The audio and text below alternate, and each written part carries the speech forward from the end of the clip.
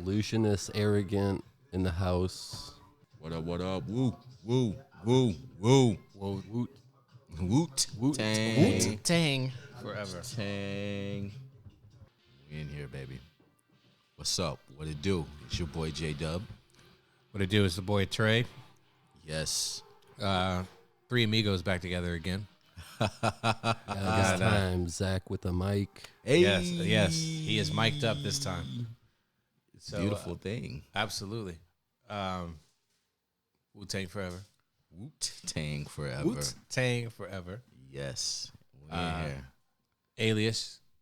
Oh. Or Criminal Key. Yeah. It's your boy Corvus Mad.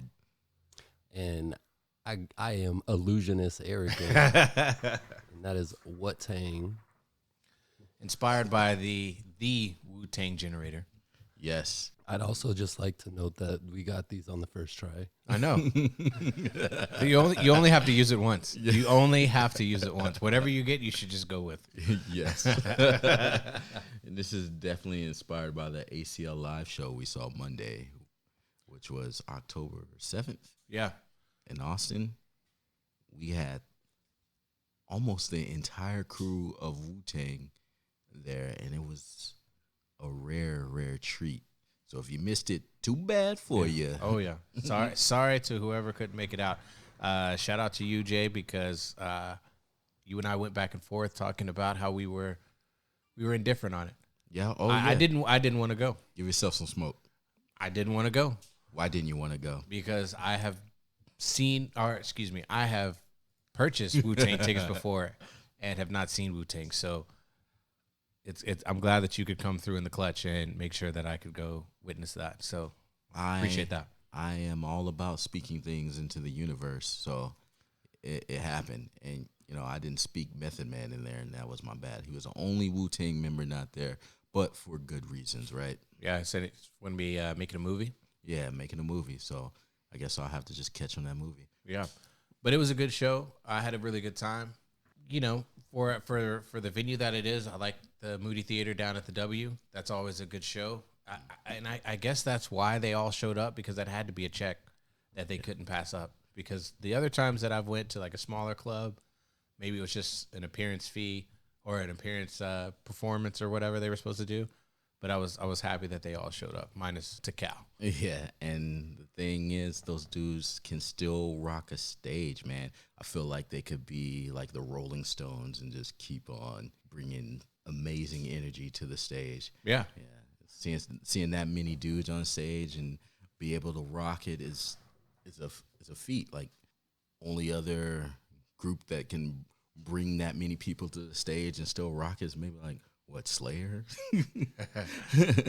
Slayer, Rolling Stones, like you said. Yeah. I would say you gotta add Slipknot to that. Slipknot. Oh yeah, Slipknot, because they're back on tour too. Yeah, Slipknot. That's what I meant to say. My bad.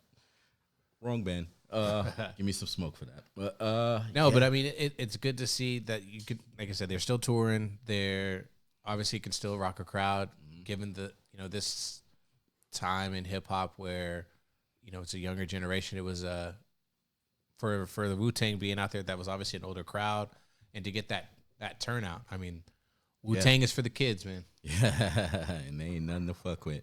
They packed that venue. Mm-hmm. It was packed from top to bottom, like all the way up into the balcony, just packed. And then everybody had the W's up, and sure, I can't really put into words what that did for me. Yeah.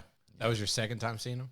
No, that was my first time seeing them whole, but I have seen Method and Redman together. Okay. Yeah, so I've seen Method Man. They've come to Austin a couple times before. So yeah, that was my 10th time seeing the Clan together.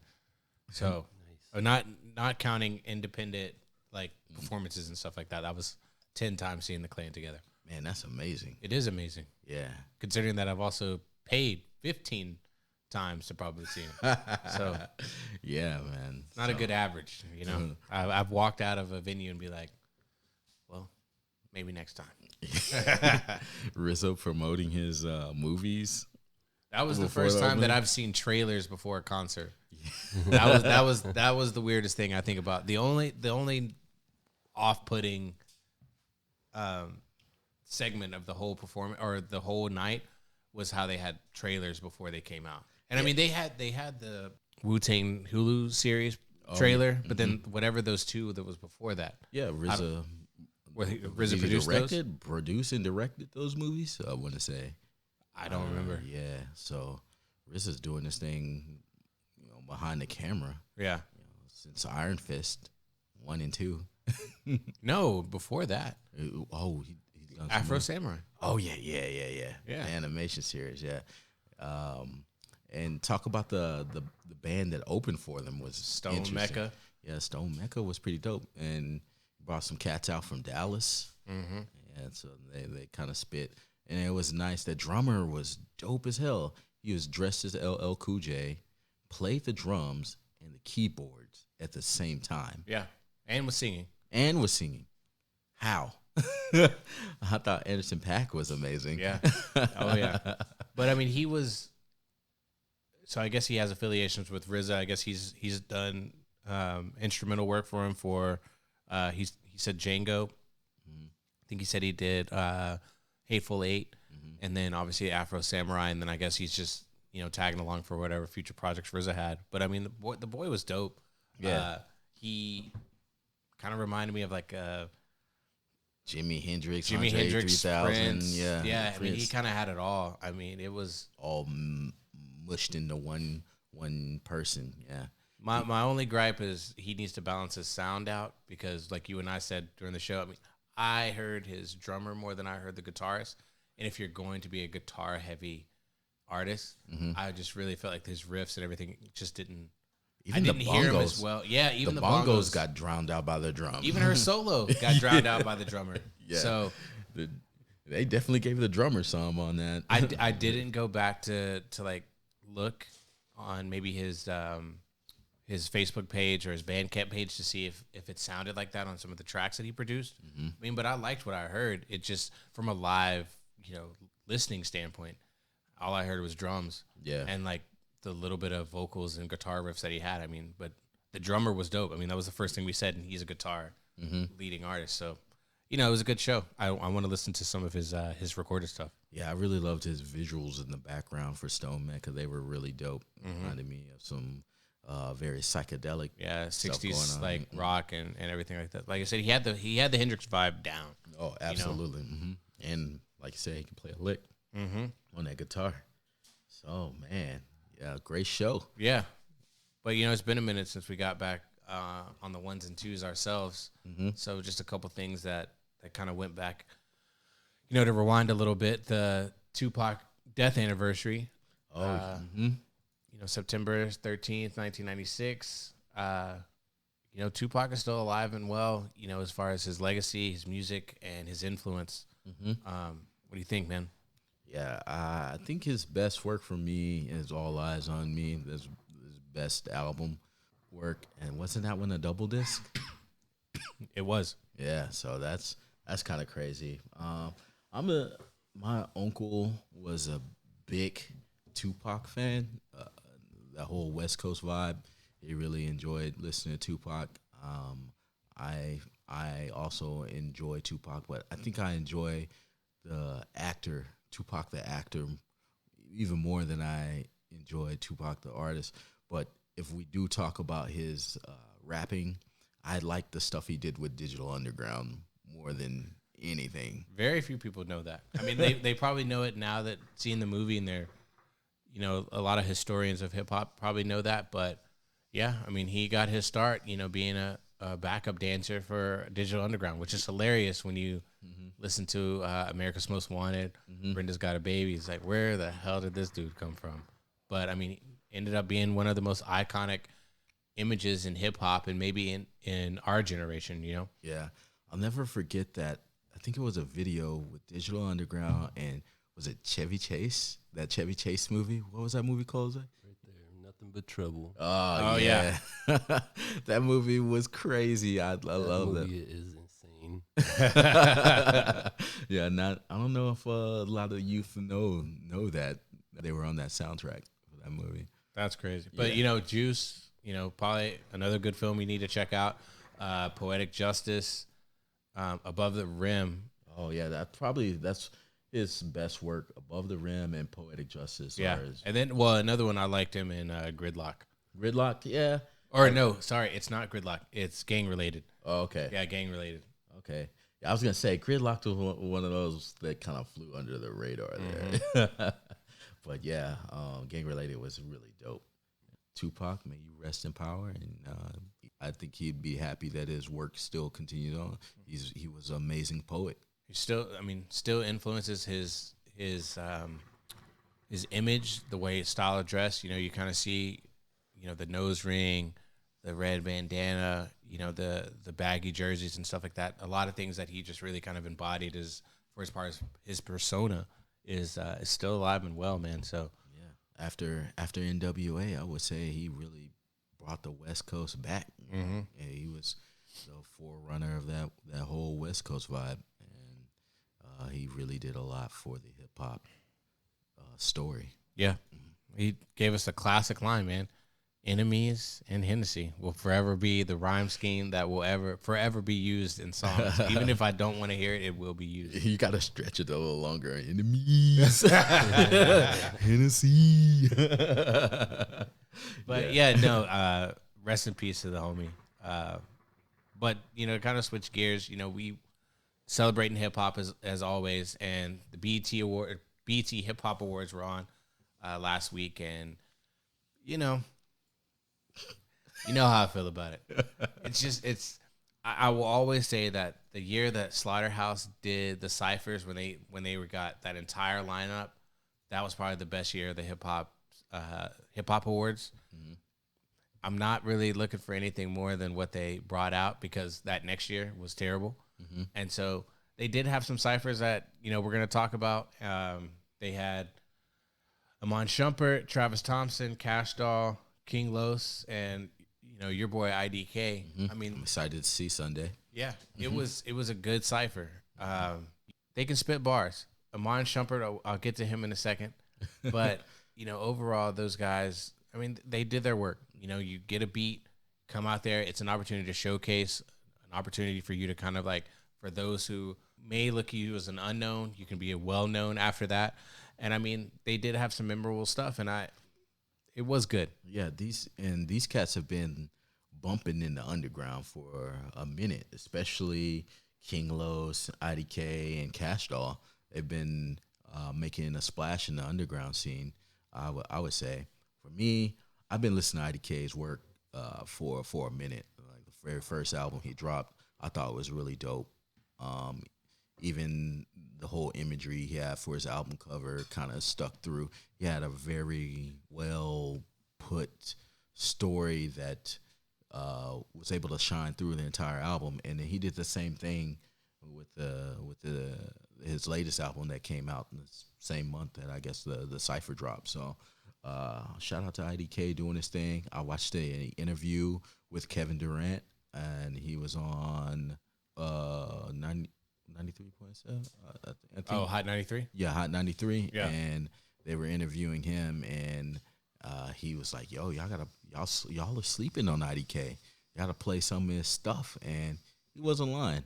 Some of Durant's other choices that he picked for his top five, like, okay, but he said, "Yo, y'all, I think people are sleeping on IDK." And as he continues to grow, I think this will be a guy that will be a spitter for time to come. Oh yeah. Yeah. And I mean, shout out to KD. We're still waiting on that Hard Brush EP. So, you know, we'll see what happens. I didn't even peep what his hair was, how BB'd up it was during the interview. Forever nappy, man.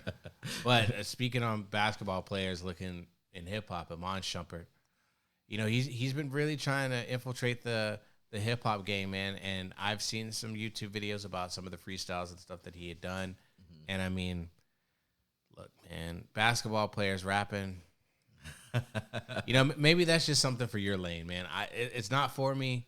It's fun, man. It's fun. It's fun. These guys branching out, extending their brand, and when they actually do deliver some bars, it's great. I mean, let's not forget Shaq did go platinum. Yeah, but we were still buying CDs then. I mean, he could have bought all those CDs. I mean, Shaq was making like 25 mil a season. He could have easily bought 1 million copies of his own album. So don't do that to me. So, but The numbers don't lie. Yeah, Jay. They don't lie. When you can buy your album 1 million times over, the Man, numbers Shaq will not was hot, man. Shaq Fu, like all that stuff. Kazam. You saw Kazam in theaters as a kid? Nah, Shazam was better than Steel. Steel pissed me off. No, not Kazam. Shazam. No, Kazam. Sorry, yeah.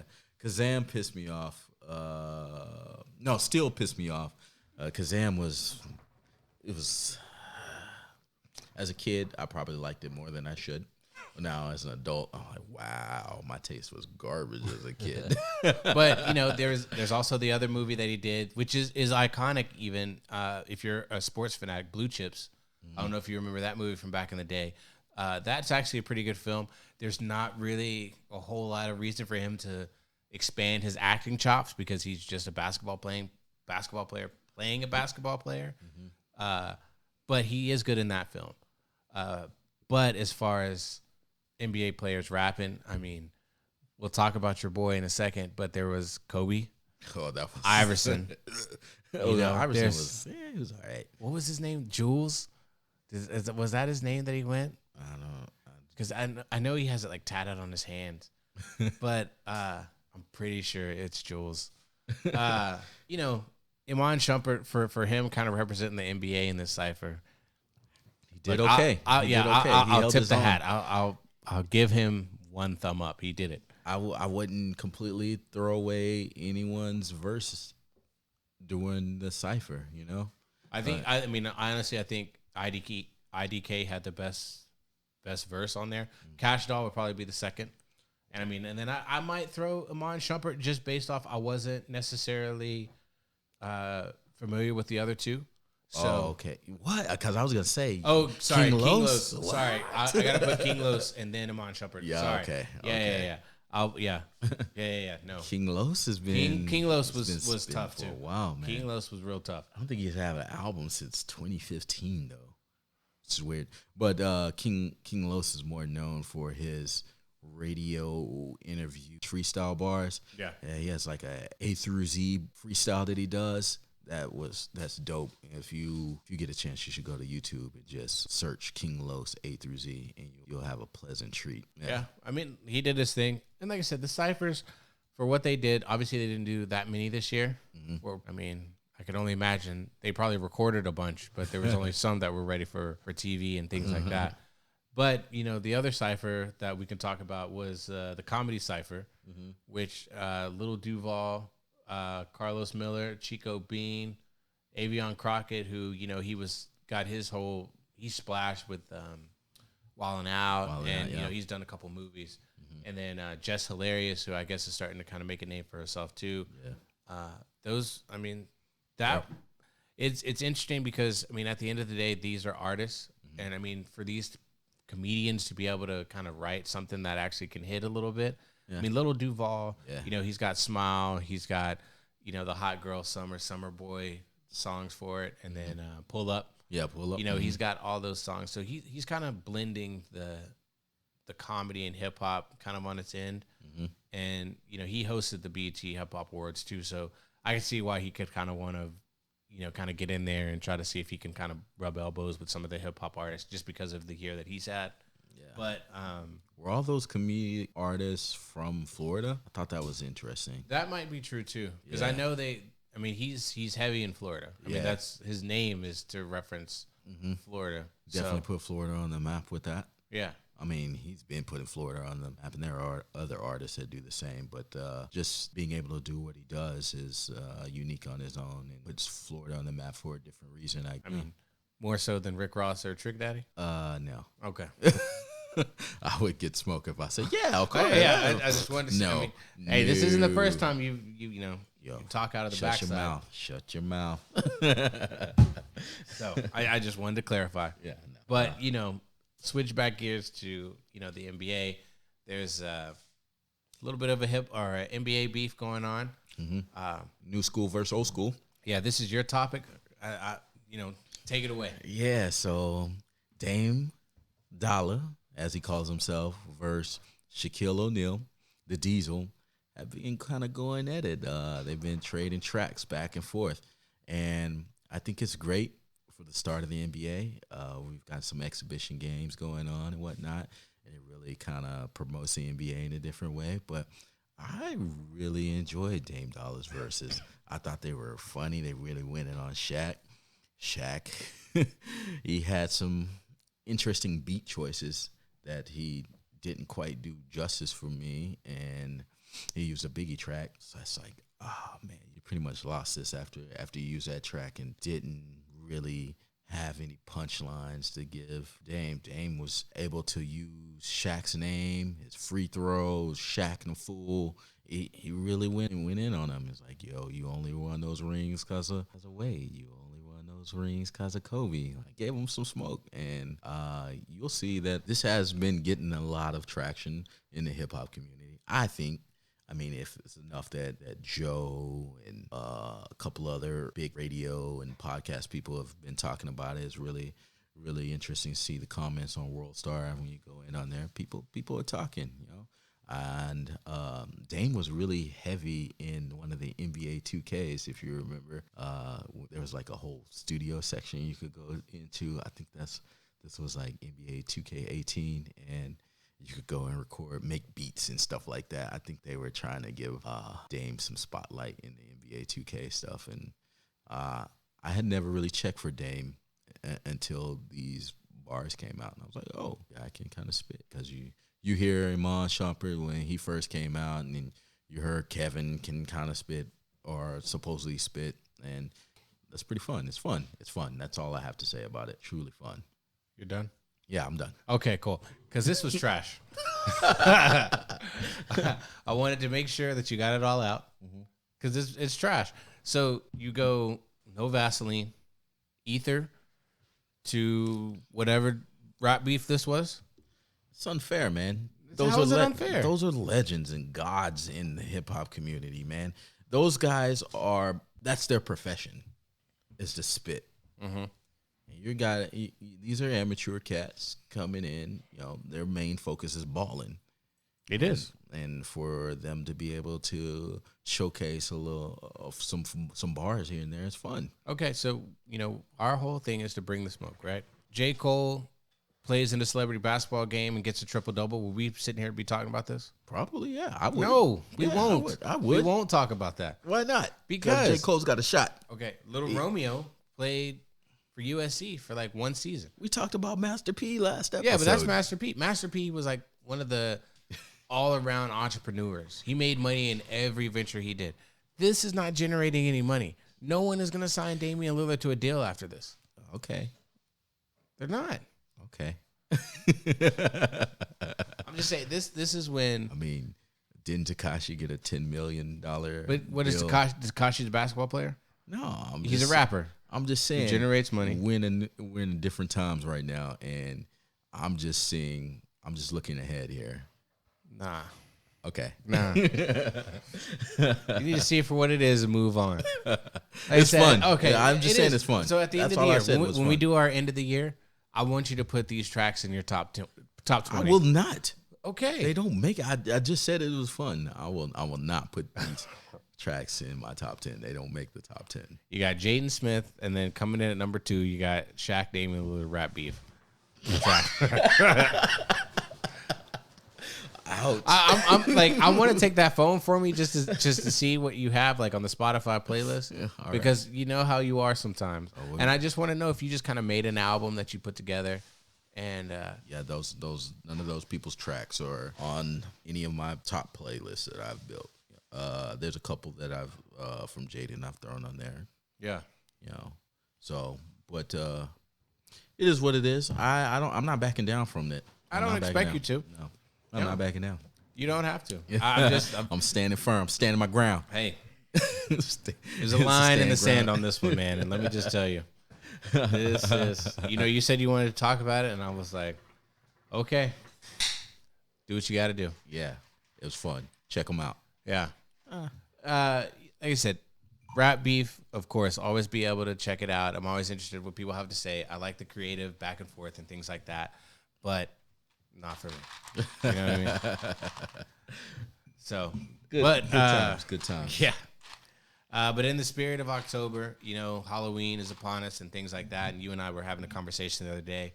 And, you know, just Halloween tracks that maybe stand out in the hip-hop industry and, you know, things that are memorable. You know, they're not really making kind of fun records anymore like that. You know, back like, you know, Slim Shady, Kool Moe D. Yeah, some dark stuff. You know, of course. So, you know, you got some hip-hop tracks for me for Halloween that maybe people don't know about? My top one that I will always remember, even growing up as a kid, it's probably a lot of hip-hop heads' favorite track growing up too. I would say Ghetto Boys, My Mind's Playing Tricks on Me. That whole song is based around Halloween. Yeah, well, especially the last verse. The last verse is super dope. And it's just a classic joint. And if you're building a Halloween hip-hop playlist, it is an automatic song you have to throw in there. You got to probably repeat it 2 or 3 times, matter of fact. And it was deep. It had some really deep lyrics too. I think it really touched on mental health before mental health was even a thing. Before if you it was think a about focus. it. Yeah. They really honed in on that. You know, so that's my number one. What do you have? Well, you know, I got to take it old school. I think, you know, Will Smith, Nightmare on My Street. Oh, You know, just because, I mean, back in the day, I mean, that's when hip-hop was fun. That's when a lot of people were, you know, when it wasn't as serious as it has been in the past and stuff like that. That's just when it was just like kind of party rap. So it's always fun to kind of listen to stuff like that. And then, you know, Houdini, Freaks Come Out at Night. Freaks come out at night. The freaks come out at night. Yeah, I mean, it's, you know, it's just a feel good, you know, song. You know, you dance to it and stuff like that. it's a great party song. Yeah, but you know, kind of coming down to the list, you know, you have, you know, Biggie, Suicidal Thoughts. You got Bad Meets Evil, that's Eminem and Royce the 5'9". Oh, amazing song. Scary Movies. And then Kanye, Monster, and then, you know, you got Eminem, Amityville. Yo. So, I mean, like I said, that takes more of like a serious tone, and those songs are more of like disturbing than just kind of like complimenting they really the are. Halloween aspect of it. But then, of course, like we were talking about this before we got started. I mean, I think It's Dark and Hell is Hot is like a Halloween album. The whole album. So the tone, even from the intro, like the beat selection, Swiss Beats, like really did his thing on that album. He really slid into what DMX was trying to do with the album. Yeah. I think he really set the tone with it. Well, and like you said, we put X is Coming For You, but I mean that is the whole album is dark. Damien. Remember, I made you play the intro. Yeah. Because the intro was just so hard. Yeah. So, you know. That's my dog. It's my man's in there. That's my man's in there. Yeah. Oh man, and then they can't forget Kid Cudi. Oh yeah, Maniac, Mr. Rager. I mean, I'm just gonna go ahead and say Man on the Moon too. Yeah. That whole album is pretty dark too. Yeah. But when did I become a ghost? Yeah. Kid Cudi really does a good job. Yeah, I mean, he just dark tones. Yeah, too. he loves that. The other thing, you know, Tyler the Creator, Yonkers, and then you also have, you know, we threw Big L, Devil's Son on there. You know, rest in peace, Big L, man, because I mean, it's a dope song by a dope artist, man. Yes, Could you man. imagine if we had like Big 4 L or was 5? still around? Man, 4 or 5 more albums from Big L. That would be amazing. I think he would really have changed the game going forward. I think lyricism would have hung around a little bit longer had Big L been around. Because some of these cats wouldn't have made it, and that's hard to say because there were so many dope MCs in the 90s, and it just blows my mind that there were so many people on the scene back then just delivering bars after bars, and that stood out compared to what we have today. I mean, I just think what would we have gotten had, Big Pac, Big L, Big Pun, if you would have had like monster lyricists like kind of in the industry, like would you even get some of the people that you would have had? Like, would Eminem be able to exist if you had Tupac? I mean, the thing about Eminem is some of his favorite artists are those guys. Like Big L, he bigs him up all the time. That's one of his top MCs, and you watch interviews from him, and he talks about it. I think you listen to Big L's style and the way he flows and just the storytelling that he had in his rhymes, you can really go back and see that Eminem kind of borrowed from that really heavy. Well, and I think I agree with that. But the other thing too is just like I remember watching an interview. I can't remember who it was with, and he was just reciting Tretch from Naughty by Nature, and he was just saying how like he was listening to. I think it was like the second or third album that Naughty by Nature released, and he like spit the whole verse, and he's like, I contemplated whether or not I was gonna quit rapping because it was just such a complex, like words just rolling off the tongue, to the point where he had to learn how to rap it. He had to read the lyrics, learn how to rap it, and then be able to recite it the way he did. Yeah, and I mean that's the art form of hip hop, is being able to like recite it and still have like sort of the kind of the energy that artist kind of brings in for the track. But I mean, like imagine like Big dropping like 2 more albums, or like Big L dropping a couple more, Big Pun. I mean, those guys were only going to evolve as, the same way that Eminem did. Would he even be able to survive when you have those type of lyrics, coming out like on the regular? Yeah. A lot of people say a lot of artists wouldn't have been able to survive had Tupac continued down his rap. But I think, those cats would have switched up, like Ice Cube did or LL Cool J did. Well, and I also think like Tupac would have he was kind of coming to a halt because he was more of a, I don't want to call him a pop icon, but like he was just doing so much stuff outside of music at that time. Like to your point, he might have been like an LL Cool J and Ice-T, where he would have been more like, we might be seeing that full on NCIS, SVU type stuff. Yeah. I mean, just because his presence just would have been so big. And like, then he would just drop like a trash album, like the same way like LL Cool J did. Yeah. So, but like I said, I just don't know if like the space would have been there for people like Eminem to penetrate the market, because you would have just had so many great artists that would have just stayed in their prime. I mean, those artists were crazy. I can't imagine having like a whack Biggie album. Yeah, me either, man. I mean, imagine him working with like the producers now, where like the sound is just as good as the lyrics. Like that's just crazy to think about. Yeah. Can you imagine some beef between Tupac and Eminem if they both were in the market? Though that would have been. I mean that's a fair point. I can't even imagine that. Yeah, especially because he is such an influence for him. I mean, your idols become rivals. Yeah. So at some point you gotta cross over Jordan. Yeah, that's what. You got an AI Jordan. You know what I'm saying?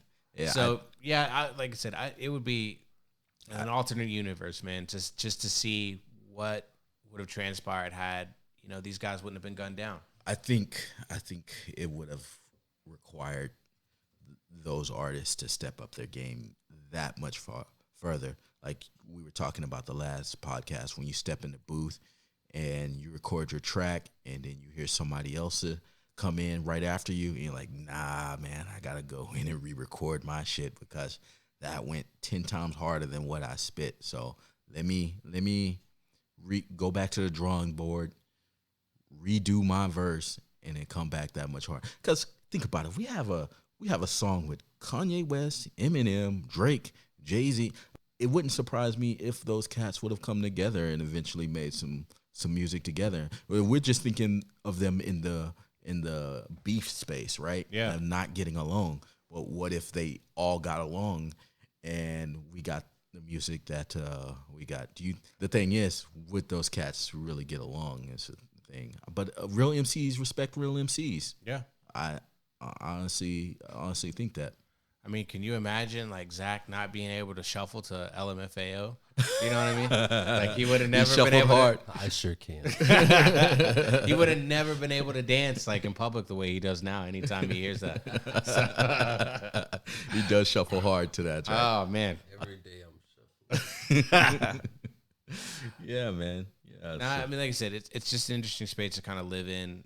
You know, to kind of see what would have happened had things not have been going the way that they did. We went from Will Smith to NWA, so you can't tell me it couldn't happen. No, it was and like I said, there's a market for every style of hip hop. There's always been that way. But as far as a mainstream, like what would have been the new trend had they would have like lived it out for like 10 years the way that M did or Drake did, LL did, like Jay-Z, they would have. Imagine that, like. Yeah.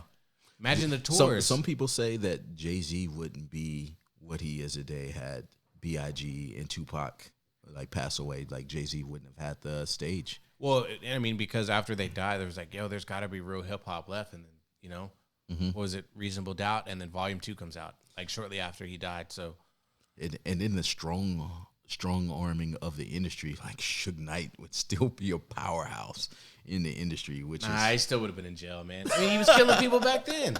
Nah, I can't buy into that. Yo, these big he had bodies then. He'd have even more bodies. These big execs, I'm sure they got bodies too, man. Diddy's got bodies. Yeah, they all got bodies. The thing is that money hides those bodies well. I guess we'll see when Diddy exits. We'll wonder how many Bill Cosby-esque stories we're gonna hear about Diddy after all of this. Cat Williams spoke on those crazy orgies that. Yeah, but see, Cat Williams is on drugs, man. You can't really. Yeah. You can't get it from the junkie. Yeah. You got to get someone respectable. There's some truth to those crazy stories. There is, but you can't run with them. Yeah, that's true. So. Yeah, so then, as far as the Bring the Smoke segment, some album reviews that recently come out, Well, album releases and stuff, but it is now almost a month, and yet I have no Kanye album to talk about. So, and I even went back and I looked at all of the albums that Kanye had teased to, he said, so, I mean, this was supposed to be... is this Yandi? Yandi was supposed to come out a year ago. Yeah.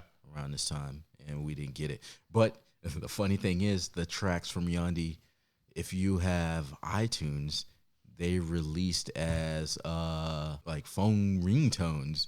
You can get the Yandi tracks on iTunes as phone ringtone. I saw on some blogs that I was reading that those tracks had dropped, and I was like, "What?" And you remember I dropped it in the Discord, like the whole Yandi album had kind of leaked, and I think that kind of made him go back to the drawing board and redo some stuff. And I think Pusha T even spoke to it. He was like, "Yo, man, these leaks are killing it for y'all, And then we had some special stuff planned for you all." But from what I heard on Yandi, I was like, "Yo, I'm kind of glad that never came out, because it was." I don't know if it was not mixed yet, but it was not on par to. But I mean, he could always still do Get Well Soon, Backpack Kids, or whatever it was that he. I mean, he could always release these as mixtapes. I know the mixtape era has kind of died, now where you really can't release like the unmastered versions or stuff that you're working on and things like that. But like I said, I went back. So these are all the albums that he said that were coming. Jesus is King, which was the album that he said was about to release. Then it was Yandi. Remember he had like a game one that was supposed to drop too? Turbo 16 graphics. Yes. That was supposed to drop after Yeezus. Yeah. Yeah. And then Wolves. Wolves with Drake, yeah. Yeah. Yeezus 2. Cruel Winter, which was supposed to be the Good Music collab. Watch the Throne 2. Love Everyone. So Help Me God. Good Ass Job, which I think we talked about the last podcast with Chance the Rapper. I mean, we know that artists just sit on tons and tons and tons of music, unreleased music, and I think a lot of the drama that he got into really put a pause on a lot of the music that he could have worked on or was working on, and that kind of hurt the end user, us. a lot. So I'd speak to that. That's part of the problem. And then of course it's Kanye. Like maybe he's like, yo, this work isn't up to par. But I mean, he could have still been giving us tracks, like he used to do. Good Fridays. Yes. Yeah. Okay. I mean, it doesn't have to be full on projects, but I mean, he could still be, because even after all these projects that he has that were rumored to come out and stuff like that, I mean, we know there's some heat coming off, the concepts of this album that he was working on. And once he decided to kind of close the book on him, we should at least get the tracks. Yeah. Give them to us. Yeah. But I mean, at the end of the day, I'm like, why do I give a shit? I mean, for real. Because it's Ye. It is. Because it's Ye. I mean, yo, we can't. I want another late registration, man, so bad. But I know that's just so far away. Yeah, it's so far away. I don't think we'll have that Kanye. Yeah, I'm sad to say it. I still think Yeezus is a pretty dope project. I know a lot of people don't really understand it. They don't get it because it's like kind of dark, maybe too experimental. But I like it for what it is. I mean, every album that he released up to that point, everything was different. So he was always pushing the boundaries of what sound we could or would listen to. Well, and the other thing is, especially when he used to drop projects maybe after graduation. So, and I've said this before, like 808s gave us Kid Cudi. Yeezus is kind of an early introduction of Travis Scott. So you can't, because he had that. A lot of the new rappers too. Yeah, you get Trippie Reds and all that. Set the tone for them. Yeah, exactly. So, Triple X Tentacion. Yeah, your boy. No, that's not my boy. Don't get it twisted. He, his projects always kind of start a wave, and he works with those people because he always wants to bring up the younger generation behind him, because that's a way that he can showcase people, but also he's able to stay relevant through them. And so, and not only that he was on the back burner for so long because cats were strongholding the industry. That like Jay-Z was like, you're not ready yet. You're not ready yet. You're not ready yet.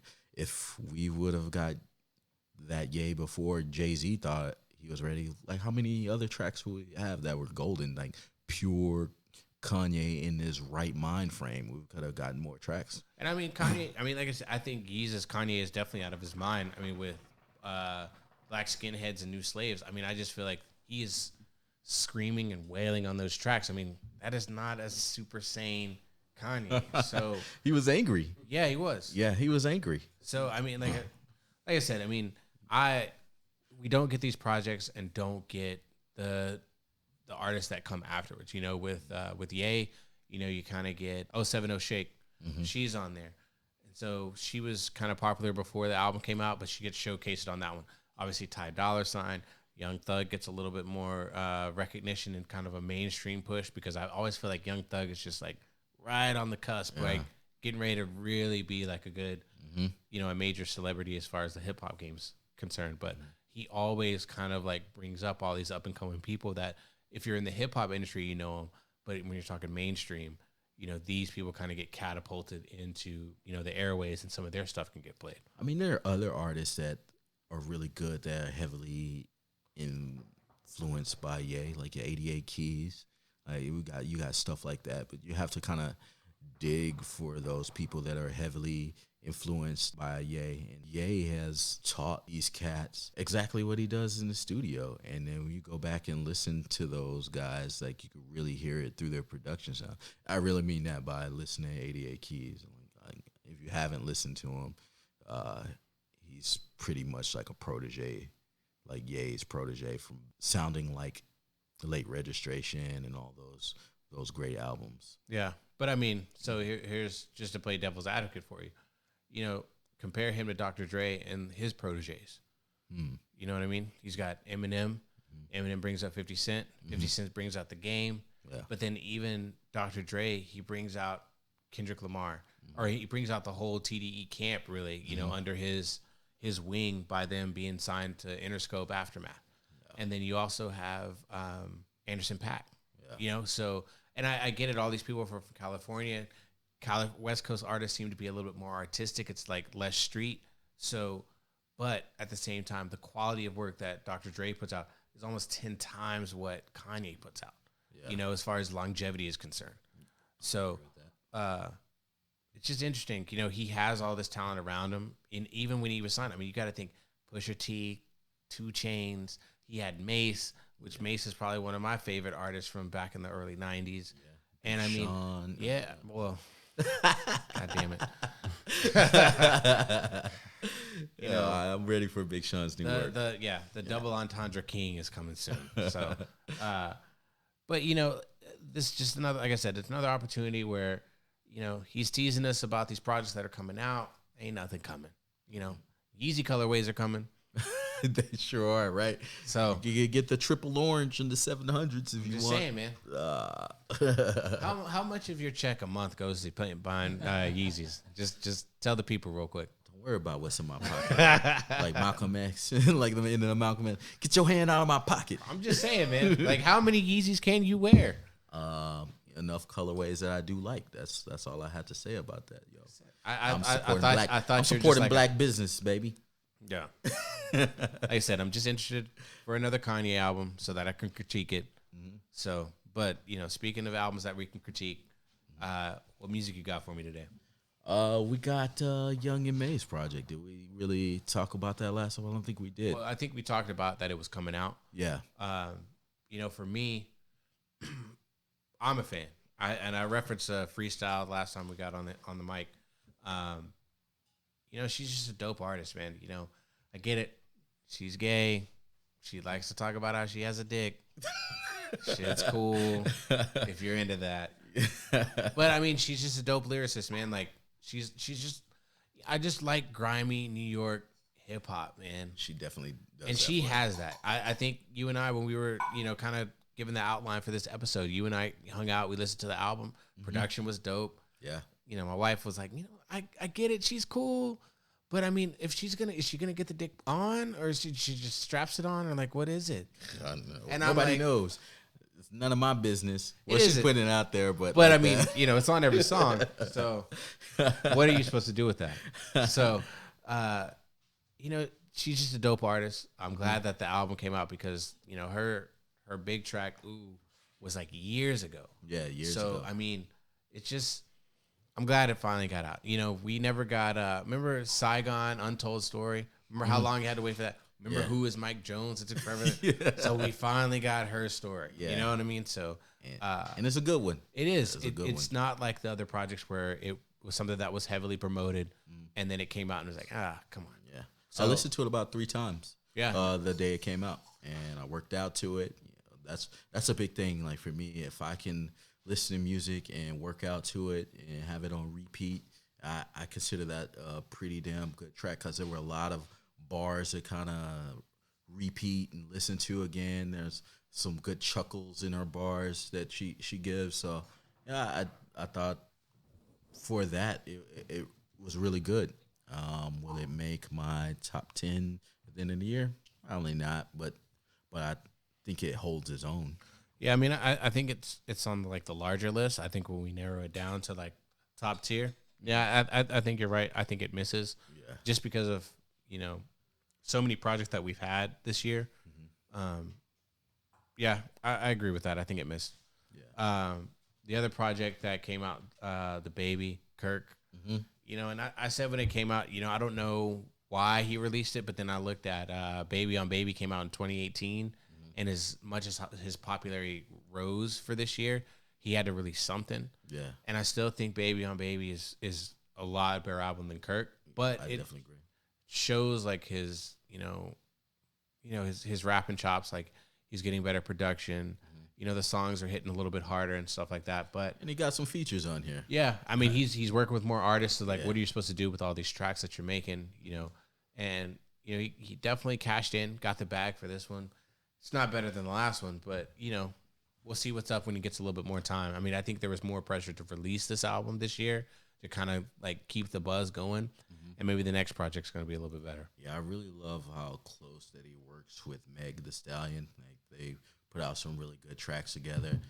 You talked about Nicki's song, the iPhone song, how Nicki pretty much barred his cadence and flow style on that track. If you really listen to it, she really leaned in. But I think that kind of happens when you're sitting in the studio with another artist that you might admire or whatnot, they kind of rub off on you just a little bit. Yeah. And I think maybe that's what happened to it. And maybe it's his beat selection too, that in order to follow him, you kind of have to get that cadence. Because you listen to Meg and you listen to the Baby, they really have similar cadences. And I think that's why they work so well together. Also, another thing that I think is funny about the Baby is he never lets the track breathe at all. Like as soon as the track drops, he's just flowing. He just doesn't have he has a certain amount of time that he's got to get it all out. It's like boom, like 3 seconds, he's in pocket, he's going, and then maybe after that first verse, he'll let it breathe just a second. I think it's funny. I really think that's an interesting. And like I said, I think it's the album is a testament to how much he needed to get the album out, because all those tracks on the album start like you said. I mean, like he's got to get it out. He's like, they just hit record. I got to go.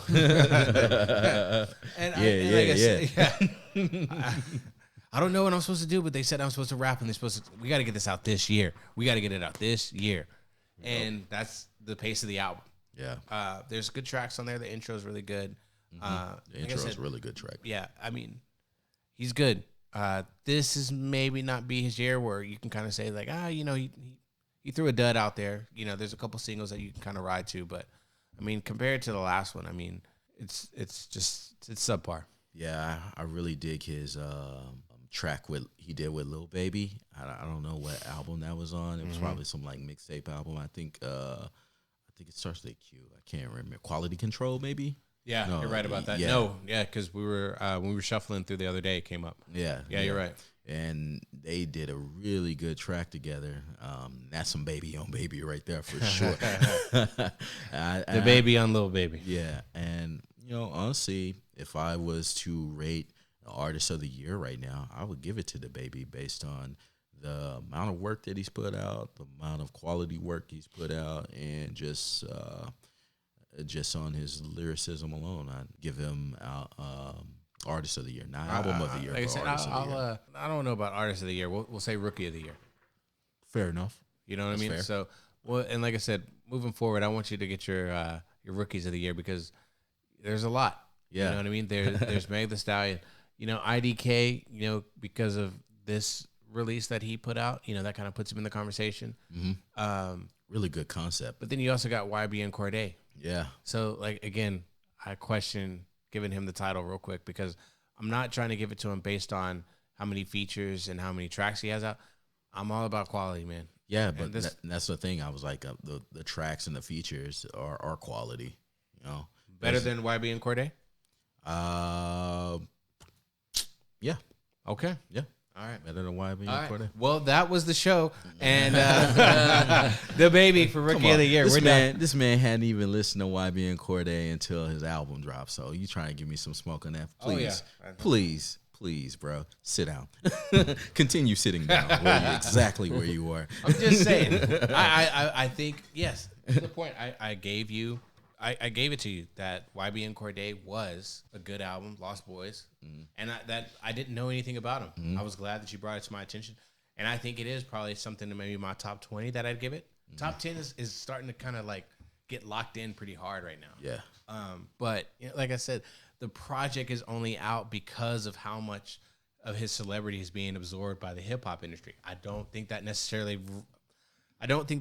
calculates to make a good album. I think you have to take your influence and take your popularity and still hone in on what you are as an artist, like your lane, and make the best possible project with who you are as an artist. Yeah. So if we're judging on Kirk, okay. But if we're judging on Baby on Baby. Baby on Baby came out last year. Yeah. We're talking about 2019. Okay. And if Fair like enough. I said, we can crown him for 2018. But like I said, 2019, nah, man, I'm not rocking with that. I don't have to, and like I said, it's not that I don't rock with him as a person who isn't talented, isn't making waves and stuff like that. I just think the project doesn't necessarily fit with the buzz that he has going. The Post Malone album, I think, has a really good vibe, but it's not better than Bentleys and Beer Bongs. No, it's not. So you know what I'm saying? Absolutely not. So yeah. like I said, I wouldn't put I'm not gonna put that. I'm not gonna put Post Malone in like my top 10 artists for this year. No. Last year he would have got it hands down, easily. So that's the only point I'm trying to make. Fair. It's a fair point. You know, so then, but then you got IDK, like we were talking about earlier. You know, I'm getting more familiar with it. I like his concept. He seems to be a little bit more complex than what's out there, which you know is what I like. Yeah. So, you know, this album's great. Yeah, it's really, really great. It makes you think. It's very philosophical. I like the different turns he takes. He's like, yo, it's not real. And then he's not real. And then he goes into, oh, maybe he's real. Then back to like, I'm tripping a little bit. Yeah. I really love the ups and downs of the storytelling that he gives in his album. And it's rare that you get a complete, complex, concise album like that. You know, I think that's what Logic shoots for whenever he puts together a project. Yeah, he tries. Man, does he try? Well, I think IDK did it really well. And I think IDK also understands like he's still getting better, and he's not. He sees himself as not fully there too. He's also another artist that works extremely close with Kanye, which is interesting. I saw an interview, or I read an interview with him talking about sitting down with Kanye and talking about the concept of this album. And I thought it was interesting that he did this concept, and you think about Sunday Service at the same time. I was like, I wonder if that influenced him a little bit, working with Ye, and then having that influence his thought process in this album. And I could see it leaking through there. Yeah, if that's no, I mean, I definitely get that. Reminds me of like a mixtape Kanye coming out. You know what I mean? Where the hunger is just undeniable. And you know, that's one thing I really like about, you know, new artists that come out, especially when they release like maybe a project or a mixtape and then a project. It's just like you could tell, like, man, they really wanted this to hit a certain way, and they wanted to be taken seriously, but they wanted like the respect. You know, we talked about Rhapsody before, and how she's just, you know, she's hoping that if she stays true to her art form, that the money and the respect in the game comes with that. Done. You did that. Yeah. Eve is gorgeous. Yeah. Love that. And like I said, to your point, I mean, I really feel like that man knows where he's going. Same with YB and Cordae. You know, Young M.A. took a little time, but I mean, for what she wants to put out there and what she represents, I think she did a good job too. Yeah. Not in the top 10 space. Yeah. You know, it takes a lot to get there, but again, I respect the project that comes out. Absolutely. So speaking of respecting the projects, one of my favorite projects, The Roots, it's the 20th anniversary of Things Fall Apart. And, you know, this album, man, so. Speak on it. This is all Trey moment right here. Yeah, this is me right here. So Trey moment. You have to understand, like, The Roots are just deep, man. I mean, they're just deep. You know, Black Thought, Questlove. Preach. I mean, this is just such a beautiful project. My wife sees this album cover and she's scared of it. Like, that's how you know it's a good project. That album cover is scary. Things Fall Apart is scary. That's a scary album cover. You know, it's obviously from the civil rights movement. Yeah. It's a very eye-capturing photo. You can't forget that photo when you see it. Zach, bring it up on the board. And it's, you know, I remember I was in the store, and the first single that came off this album was The Next Movement. Yeah, they hit that images. And, yeah. Ooh, yes. That is scary. That gives me PTSD, and I haven't even experienced that type of terror. Yeah, I mean, it's a scary photo. Yeah. You know? And the music on there isn't as scary as it, but I mean, it hits on a lot of topics, man. Like, it encompasses everything. They want you to understand, like, who they are as a band, but they also, like, just every song is just, I mean, a journey. You know, this album is The Next Movement. Hip hop is on there. You Got Me, Adrenaline. I could go on and on. Double Trouble. I mean, this Dynamite, Step Into the. I mean, this album is great. Like, they won a Grammy for it. Yeah. I mean, they won a Grammy for it. So, and this was back when they were actually giving Grammys to albums that actually meant something. Like, it wasn't necessarily about, like, oh, well, this person's doing the right thing. They're hitting the right, you know, they're talking to the right people. They're performing on the late night shows. Like, no, this album rocks. Yeah. Like, I don't have to listen to it. come tell me it's bad. That's what I want you to do. And you'll have to understand, like, lyricism, it had radio-friendly play, and especially for, like I said, the album cover, this is something that if they did this now, probably wouldn't even get looked at. It would be too controversial. They'd be writing it off. They'd be trying to cancel it and stuff like that. But for when it came out, 1999, man, this project's dope. Like, I love, like, this is like my third favorite Roots album, because the first one for me is Do You Want More? And then after that, it's Rising Down, which Rising Down is probably more scarier than Things Fall Apart. But, you know, this is just, it's just a dope album, man. I encourage anyone who's listening just to check it out. If you're not familiar with it, you just have to understand. Yeah. You have to understand who they are as a band, and, you know, this is just what they want to do. So, you know, it's an awesome. Oh, you see that? You saw the Rising Down? Yeah. I was playing that earlier when we were, you know, setting up everything. Oh, okay. Yeah. That's Criminal and all that. That's this album. Yeah. I love this album. That is interesting. Yeah. It's based off a political cartoon that they did. Yeah. So, yeah, you should check out Rising Down. Again, that's Do You Want More? Rising Down, Things Fall Apart. So, there was one other album that came out recently, and this is another cat that likes to push the boundaries of things. And I gave the album, I listened to it about twice, and it was Danny Brown's album. oh, yeah. Yeah.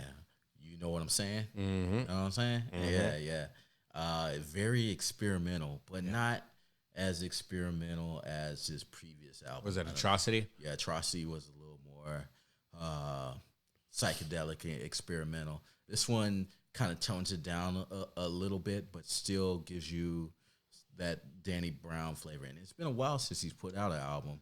You know, I gotta say, like, I'm all about for people self-development and people pushing the envelope for it. But I mean, ever since he got his teeth fixed and his voice deepened up a little bit, man, he got off drugs. Man, I like that whiny voice that he had. It's just not there like it was. Yeah. It was there like obviously the first album, Who's Danny Brown, and then when he's on the Freddie Gibbs Pinata album, he still had that like thing. And then he got his teeth fixed, and you know, he started making some money. I just loved his voice back then. He just, man, he was just out of control. Yeah, like he was just out of control. And I like I said, I understand people grow up, and he's just like, oh man, I was a fuckhead back in the day. But I love stuff like that, you know, because he was just being himself. Yeah. You know, he's from Chicago, and a lot of time when he was coming out that time, I mean, Chicago's crazy. Yeah, that voice, that hair when he had his hair all crazy. Man, back in the day. Yeah, back in the day. Yeah. Like I said, I like Danny Brown, and this album is good. Not discouraging this album, much like I'm going to talk about this next person we're going to talk about. But you know, he's solid. But like I said, he's older now. He's 38. Yeah. So it's not the same. You know what I'm saying? It's just not the same. I like that his genre is considered alternative hip hop. It is. It really is. Yeah. I mean, that's like on some D12 stuff. Yeah. You know what I mean? Like where it's just, what are we? Yeah, the beat choices. Oh man, the production anyway on that is amazing. I didn't even take time to look at the production like I should have, like who produced those beats, but they will take you somewhere. Oh yeah, I mean, it's on par with like what the fuck is a J Electronica? Yeah, you know what I mean. And that says a lot, you know, because if you're into hip hop the way that we are, you know that J Electronica is probably the best hip hop artist that just never existed. Never, yeah. You know, I mean, he released 3 projects, and all of them are like, yo, drop a full length album. You have big people coming out like Diddy and Jay-Z, like, yo, where's the work, man? Erykah Badu put the spell on him. But look, I mean, yeah. Absolutely. But I mean, like, there's a song that he did with High Tech, Talib Kweli, J. Cole, Most Def, and it's called We've Only Just Begun, something like that. And I mean, his verse on there just lets you know, like, where he was as an artist. Yeah. And I mean, there's a line where he says, "I'm back in New York now, like Ikeem and Simi was." Mm-hmm. And I mean, that's how he started. I mean, like he just knows how to bring himself onto a track. Yeah. And when you think about Exhibit A, Exhibit B, man, forget about it, man. Yeah. Like he was dope. The problem was it just never came around. Like you were always, it just never transpired enough to get to a point where he could do it. But just begun. Thank you, Zach. Your keyboard skills are superior. I won't say that, but I got y'all's back. Oh yeah, always. I'm just glad to have the fire marshal back because there was a lot of smoke the last couple podcasts, and he wasn't standing by. He wasn't standing by. He wasn't standing by. There were a lot of going on. Like there was. It'll pull up. Oh Man. shit. Yeah. So Jay Electronica. So that, like I said, and then also like go back to Danny Brown. Like that's what I like when someone is just raw. You don't really know what to do with them, and it's just putting out quality music. That's what I like. The best track off the new album, if you don't listen to the whole album, is definitely 3 Tears. Yeah. With Run the Jewels on it. Killer Mike. Killer Mike's verse is dope. Which, we haven't really given a shout out to Blood Orange. Blood Orange is going to be, they're very out there. But you always Run the Jewels. Yeah. Well, but I mean, Run the Jewels has the notoriety because you have LP and Killer Mike, who Killer Mike is a little bit more of outspoken political figure right now. Yeah. Given that we're going to an election year and things like that. In the Afro-American community. Yeah. Blood Orange stays in more of the artistic realm, and they're a lot more experimental, just like we were talking about. They're going to be really dope once they kind of it sucks that the neo soul era is not what it used to be because they would be right there. And it sucks, but that doesn't take away from the stuff that they them, the internet, all that is just Sid. I mean, that's just a ball of Go ahead, put D'Angelo in there. Well, I'm just talking new school. Oh, okay. You know what I mean? I mean, we could D'Angelo, Raphael Sadiq. Yeah. I mean, we could do that all day. Yeah. But I mean, as far as people who are really just kind of a hip hop neo soul, like them. Phony People. If you haven't got up on, if you're not up on Phony People, man, all are those you really fools, hip-hop head? Yeah, all those cats. I mean, they're just in this pocket, and they're putting out music that just doesn't exist. It's just not popular.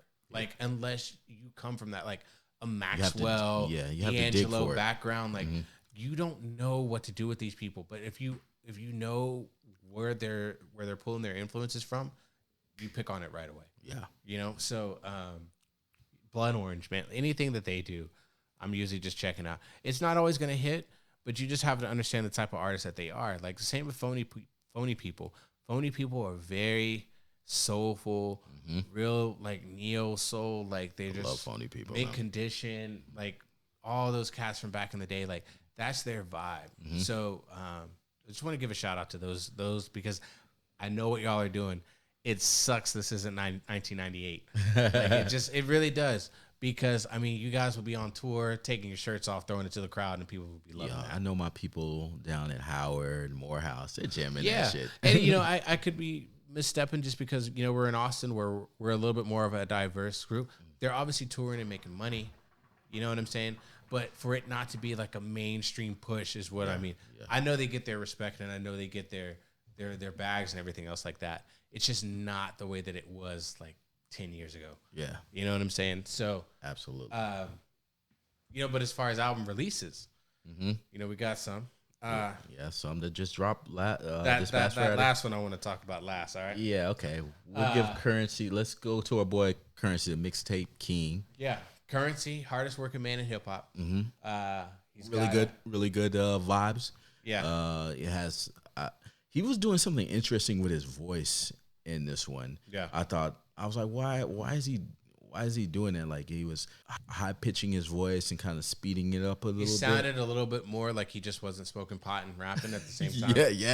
Yeah. I like I said, you hear even on the production side, they tweaked his voice. I don't know if it was just for hooks, bridges, or whatever, but throughout the album, it was like a consistent thing he kept doing. I don't know if it was I needed to be in a different headspace to really understand what he was doing with his voice then, or why he was making the engineer do that to his voice. So it was like some Kendrick Lamar shit, you know, how he tweaks his voice in the songs. Yeah, I just think because it's Trademark and Young Roddy on this one, and I think because they're a little bit more rapid pace rappers, I think he's got to kind of keep up with that because it's not just his mixtape; it's more of a collab. Okay. So I think that's probably why you're not getting the nah. You know what I mean? So hey, man, let me. I'm sorry.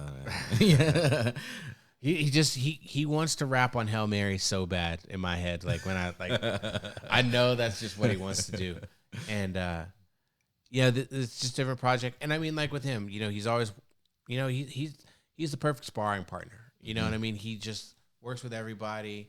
He wants to see everyone successful. And if he can make a little money while, spinning around the hip hop industry, that's what it is. Yeah. He buys classic cars. Yeah. Smokes pot. I mean, like I said, he didn't even rap about him this much on this album. You know what I mean? Like I can't speak enough. Like Currency's my dude, man. Like, I know you love some Currency, man. I just love Currency. That's like, some good vibe music. He is. Man, like I ever get the chance to meet him, like, yo, man, like just keep pushing. Yeah. Like, don't change nothing. I just respect what you do. I don't think he does want to, man. Nah. He found his lane and he's rolling in it. Yeah. Yeah, like that. It sucks because like him and Wiz Khalifa came out at the same time. And Wiz Khalifa kind of gets like the more exposure than what he does. And it's only because of, Wiz Khalifa has just more of a personality than Currency. Currency's just more of a laid back guy. Yeah. I don't think he wants that limelight like that. Yeah. I mean, Khalifa man just puts himself out there. Like, and he got the blessing by Snoop. So that kind of put him more of a higher space. Yeah. Currency gets respect from everybody. He just didn't have that mainstream appeal like Khalifa did. It might be the area that he comes from too. Like we know that Wiz comes from Pittsburgh, right? And then Currency comes from Louisiana and New Orleans, right? So I mean, it may be something to that. Like there's a certain sound you expect from New Orleans. Well, and like I said, it's a slower sound. It's a slower sound. Mm-hmm. So it's yeah. I mean, to your point, yeah. It's just different. More mainstream appeal coming from Khalifa. So absolutely. Yeah.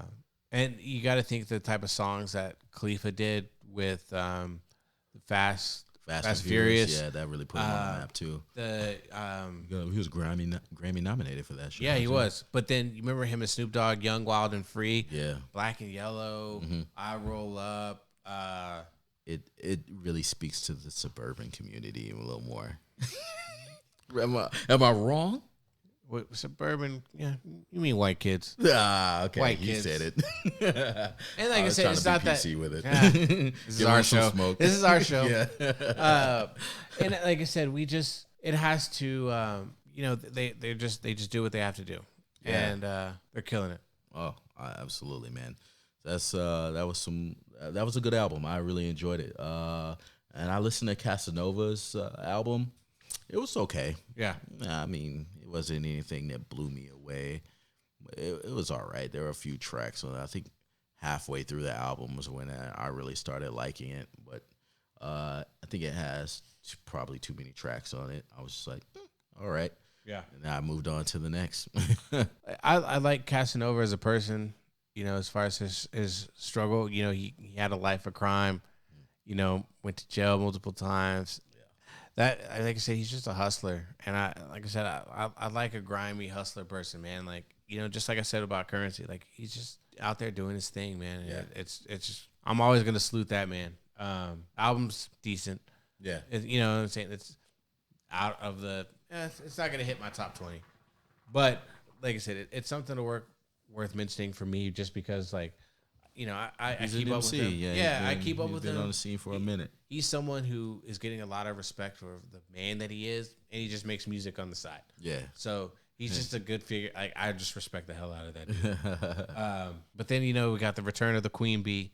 Mm-hmm. Haven't had a chance to listen to it. Neither Based on the tracks that I've seen, this looks like it's going to be a mediocre project. Yeah. It's not really a lead single off there. The album just kind of fell out of the sky. She was also one of the people that performed BET Hip Hop Awards. She got a big award for that too. Yeah, well, it was a lifetime achievement, right? Yeah, something similar to that. Yeah, and I was like, okay, I out of respect for her, I need to listen to the album, but I haven't got around to it yet. I'm definitely gonna check that out. Just to see, it's just been a while since we got some Kim. Yeah. But last but not least. Last and least. Yes. So I wrote even on the production notes, man. He's a Bringthesmoke alumni, meaning we're gonna talk about him. We talked about him before, and we're gonna talk about him some more. Wale, come on over, man. Have a seat. I haven't listened to the project yet. I have. And do I need to move him? Does he get the Letterman jacket? Nah, he goes right next to the can where he deserves to be, man. Right next to that pail. Yeah. Like, sit him right next to the recycling bin. Like, I watched the Breakfast Club interview. Looks like he was having a good time having that interview. And supposedly he has a #1 urban album out right now. But I don't believe that. Yeah. I do not believe that at all. Somehow, some way. And he even went in and he tried to, he did this whole thing on the album where he was bigging up the Afro-American woman throughout the album. But for me, it was a big miss. I was sitting in my barber chair today. I was talking to my barber. He's like, "Yo, what's out today? What came out yesterday?" I was like, "Oh, you listen to Wale? He dropped." He's like, "Nah, man, I don't check for that guy." It's like, when's the last good track? Yeah, I was like, I don't know, Diced Pineapples. I don't know. It's like, and he said himself that's like, I can't spit a memorable line from Wale. I was like, yo, me either, man. Me neither. It's like that. I can spit more of like his features more than I can spit his. And even when I saw this, I was like, yo, damn, man. Attention Deficit was so long ago. And that's when I thought he was actually pretty dope. Yeah. I get a lot of flack because it's like, yo, you just don't like Wale. I'm like, oh, it's not that I don't. He set the bar for himself. Mm-hmm. Attention Deficit is great. I'll even say that, Ambition was a great project too. I think the timing of when that album came out just kind of missed some people, but I still think that's the project. It's all this other stuff that ever comes out, who he is when he's doing interviews and stuff like that. It's like, listen, man, much like you have an opinion about other people's projects and how you're perceived, other people do too. Yeah. And while a lot of people may not agree with you, I support you as an artist.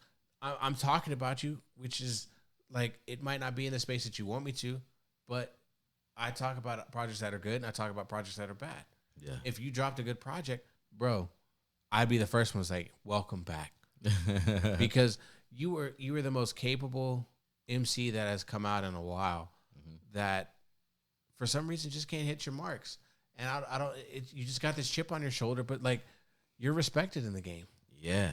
I just don't get where the negativity comes from. I don't get where the hostility comes from. If you would just slow down and put the projects out the way that you used to, all this stuff would kind of correct itself. And I mean, you are a superstar in this game. You just don't put music out like you are. Nah, yeah, man. And even the big track with his label mates, Routine, with Rick Ross and Meek Mill on there, that was supposed to be one of the hottest tracks on the album. I listened to it. I was like, what?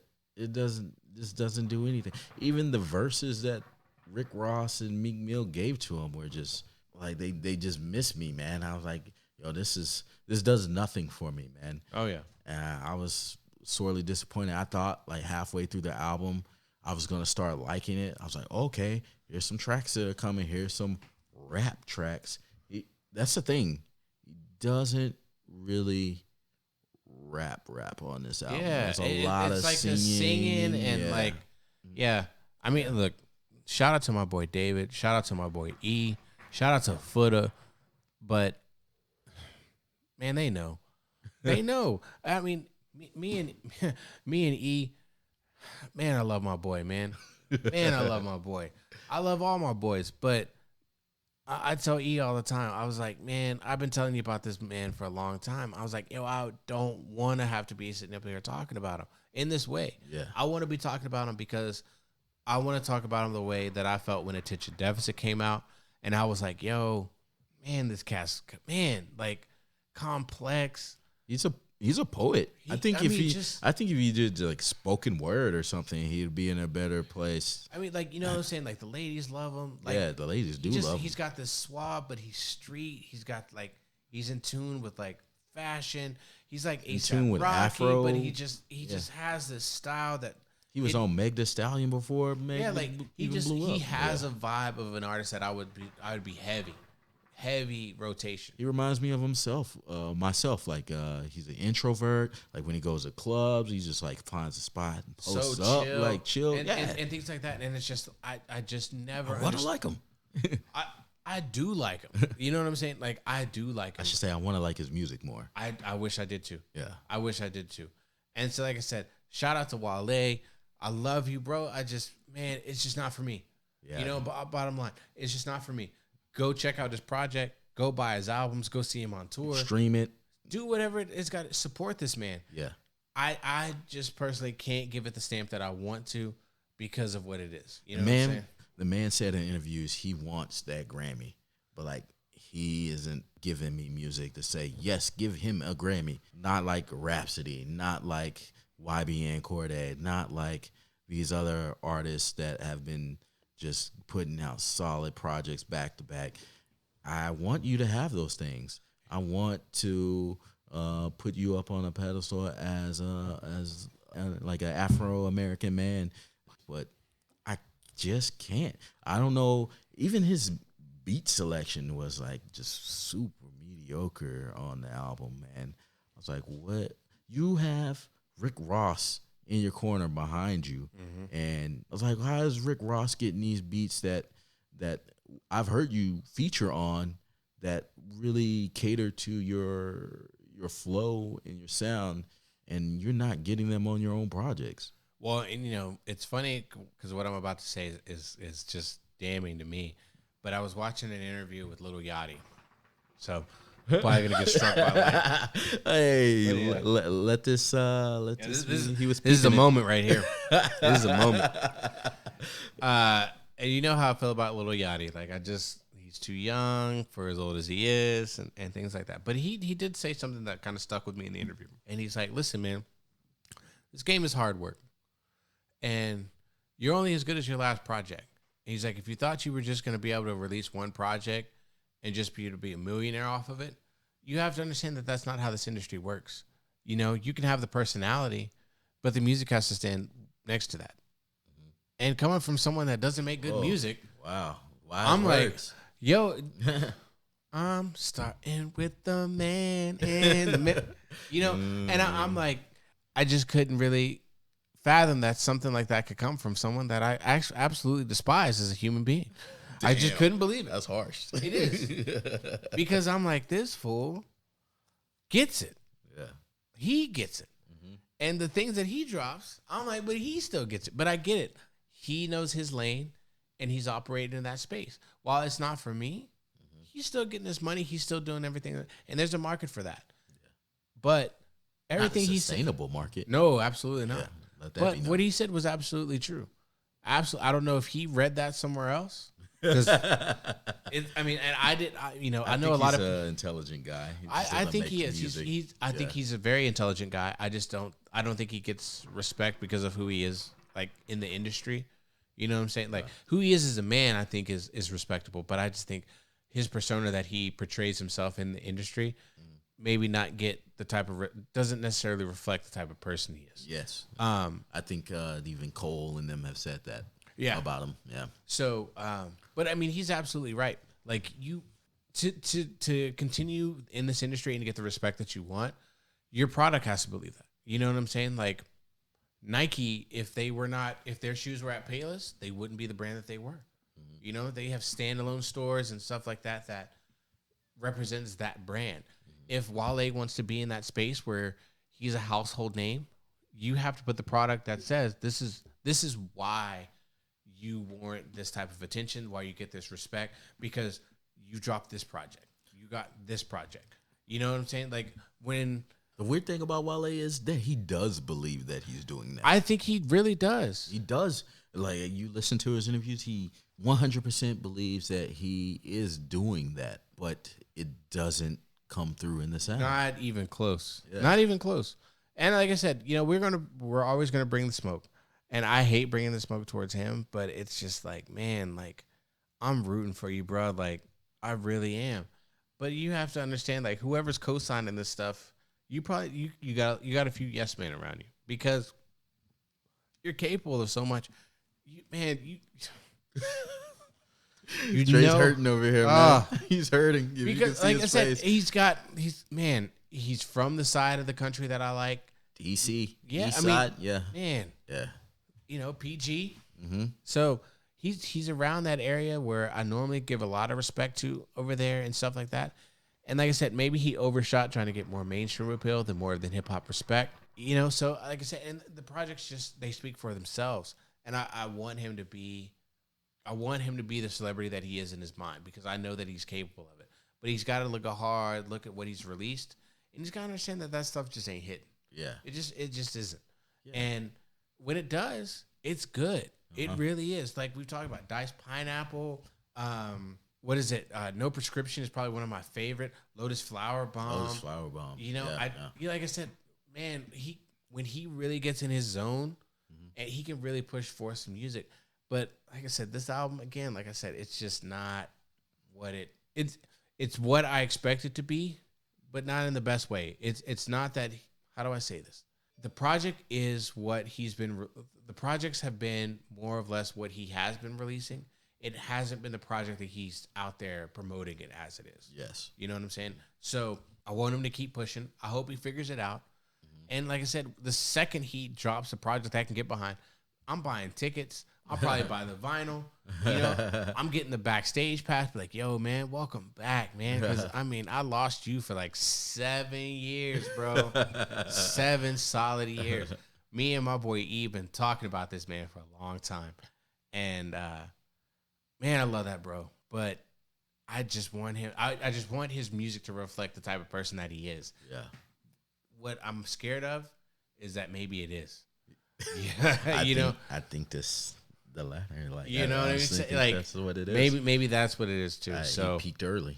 Yeah, that happens. And I've always said too that I think the label that he signed with, Maybach Music Group, I just really feel like that wasn't necessarily conducive to his style. Yeah, I understand that was a major label, and at the time that he signed with them, he was with Rick Ross, Meek Mill, and that was a powerhouse of a label. But when you really look at that label as a whole and what they represent, that style really didn't fit him that much. That's why the features don't always hit. Yeah, they really don't. With him. Yeah. And shout out to that whole label because they do the best that they can with him. Mm-hmm. But as far as his style, he was more set for like a good music, Def Jam, something like that. Yeah, Maybach Music Group is Def Jam. Yeah. But I mean, more or less, like he would have almost done better with, like I said, Kanye's group. Mm-hmm. He would have done better with maybe Wiz Khalifa.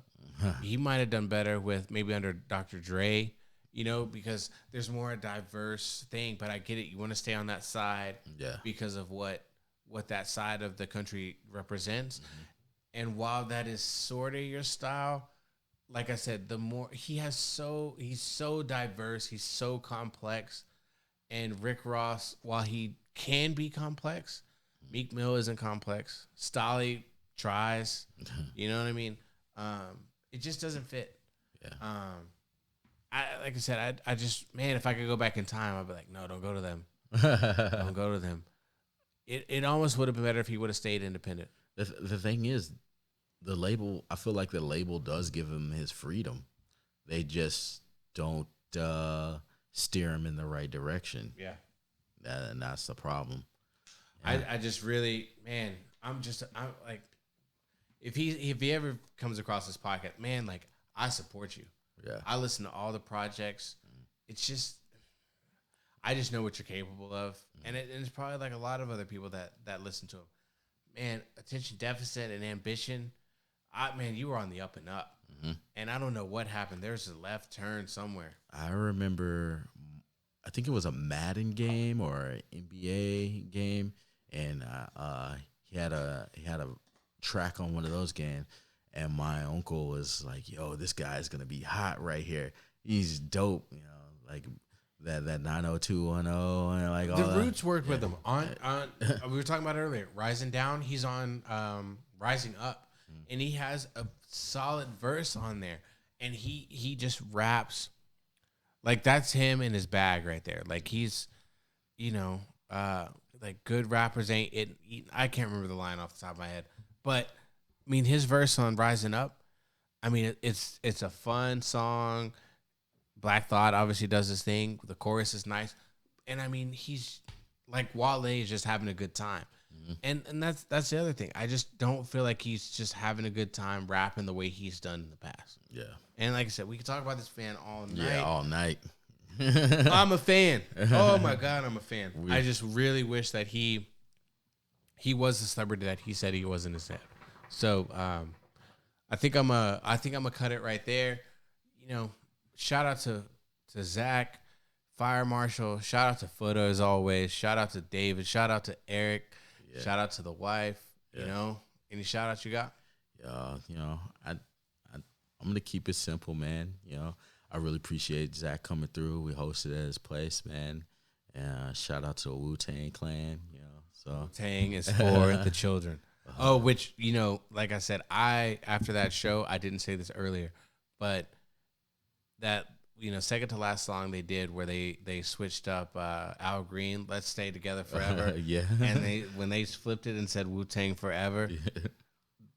I think I can't listen to Let's Stay Together anymore and not say WuTang is forever. I'm not gonna be able to do that anymore. Because I think it encompassed so much of what the vibe of that show and the way that they were kind of winded up.